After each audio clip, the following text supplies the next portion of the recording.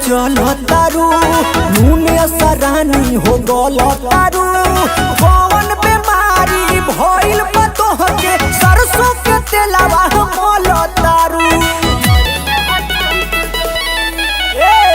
मटक मटक के चलो तारू नूने सरानी हो गलो तारू कौन बीमारी भइल बतोह के सरसों के तेलवा मोलो तारू सुना सुना हमर जान छोड़ा फालतू के काम चलो सूते ते सब कोई सूत गई हमारे रोज रोज के आदत आज छूट गई। अरे जिया हमारे रोज रोज के आदत आज छूट गई। भला बाजा में ओई सोना राजा जमरिया टूट गई। अरे ओ भला बाजा में ओई सोना राजा जमरिया टूट गई। दवाई होई पगली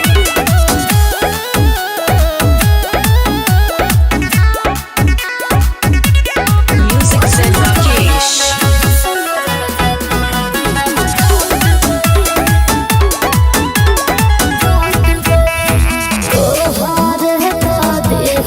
राजा हो दोहरा दिया का कहतर तू नहीं छप बोल के छापी हरा दिया। कोहरे में प्यार थोड़ा कोहरे में प्यार थोड़ा हो गई गलती बोला बोला हमारा सोना झगड़ा कैसे हो सकती बोला बोला हमारा धनिया झगड़ा कैसे हो सकती झूठो फरतारू गाला जैसे फरतारू हाला जैसे लागे की इज्जत तोहर लूट गई हमारे रोज रोज के आदत आज छूट गई। हमारे रोज रोज के आदत आज छूट गई। भला बाजा में ओई सोना राजा जमरिया टूट गई। ओ भला बाजा में ओई सोना राजा जमरिया टूट गई।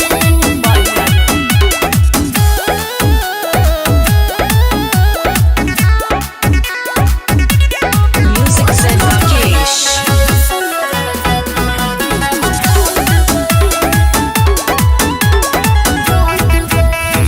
पिया उम्मीद का दिला इतना दुख कबो तो बुझल करो मैं हरे के सुख। कोहरा जानी उदास मनवा कोहरा जानी उदास मनवा जान हमारा रोई चुप हो जा हमारा सोना गलती ऐसन कबो नहीं होए चुप हो जा हमर करे जा गलती ऐसन कबो नहीं होए सोना मानो हमर बात होई गई आधी रात हमर कृष्ण के जैसन करम फूट गई हमारे